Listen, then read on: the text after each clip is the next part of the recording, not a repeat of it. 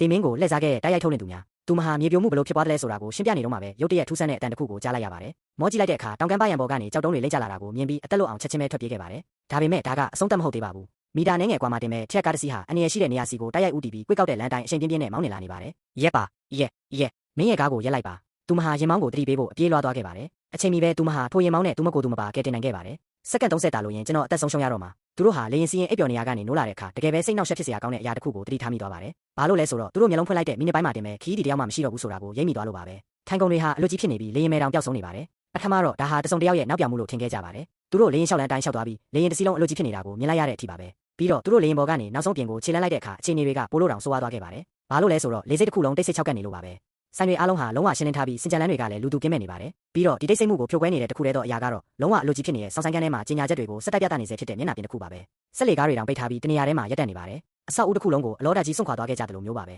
သူတို့တွေပိတ်မိနေတယ်လို့မျိုးခံစားခဲ့ရပါတယ်